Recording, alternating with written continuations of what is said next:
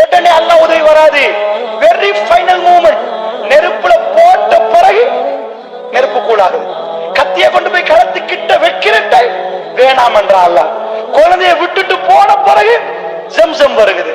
அல்லாஹ்வுடைய நல்லடியார்களே, சோ ரசூலுல்லாஹ் அங்க போன பிறகு எந்த கட்டம் யுத்தத்துக்கு வந்த பிறகு லாஸ்ட் மூமெண்ட்ல அல்லாஹ் காத்து அனுப்புறான்.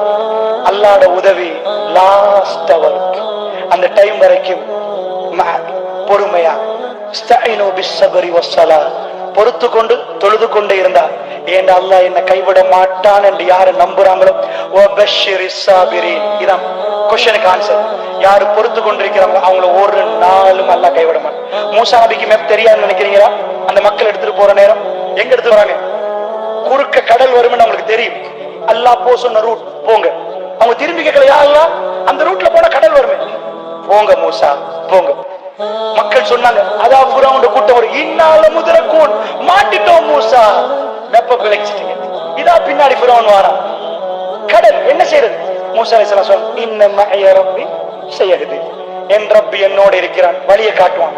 பாராசூட் வருமா, ஹெலிகாப்டர் வருமா, சீப்ளேன் வருமா தெரியாது, என்ன வழின்னு எனக்கே தெரியாது, பட் வழி காட்டப்படும். இன்ன மஅய ரப்பி ஸயஹ்தி, என் ரப்பி என்னோட இருக்கிறான், அவன் நிச்சயமா வழி காட்டுவான். அல்லாஹ் வழிகாட்டினானா விட்டானா? குர்ஆன் எனக்கு ஒரே ஒரு வரலாறு காட்டுங்க, மோமின்கள் அல்லாஹ் கைவிட்ட வரலாறு. ஒரு நாளும் நீங்க உங்க ஃப்ரெண்டை நம்பலாம், ஒரு நாள் உங்களுக்கு துரோகம் செஞ்சுட்டு போலாம். அல்லாஹ்வை நம்பினவர்கள் அல்லாஹ் ஒரு போதும் கைவிட மாட்டான், ஒரு போதும் அல்லாஹ் கைவிட மாட்டான்.